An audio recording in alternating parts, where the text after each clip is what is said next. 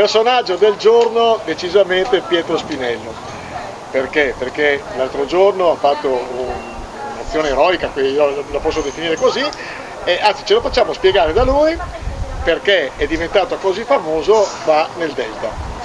Sì, buongiorno a tutti.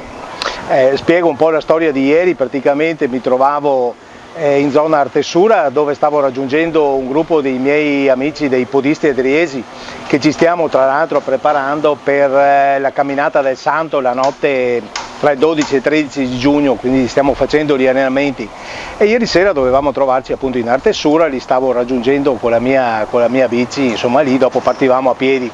Quando vicino al ponte Beniamino Gili c'era un gruppo di ragazzi che stavano pescando giù sulla riva e io mi sono fermato con la bicicletta perché sentivo degli schiamazzi che mi sembravano non proprio del tutto normali, insomma, ecco. E quindi lì ho fermato la bicicletta e fra i rami di un albero ho scorto appunto in mezzo al canale che c'era un ragazzino che si agitava, insomma era affannato e non riusciva più a raggiungere la riva.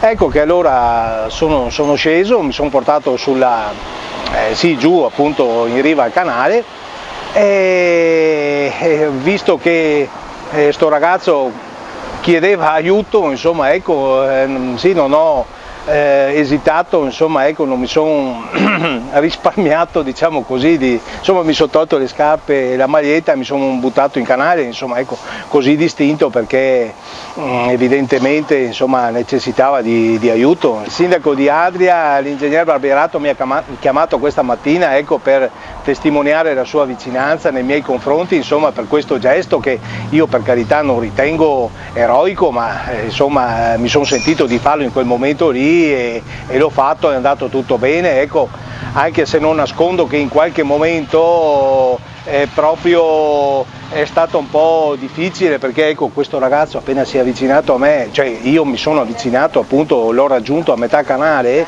lui mi ha buttato le braccia alle spalle e si è avvinghiato a me, insomma ecco, portandomi anche un po' sotto acqua, insomma ecco. Quindi a quel punto lì mi sono divincolato da lui e con fermezza gli ho detto di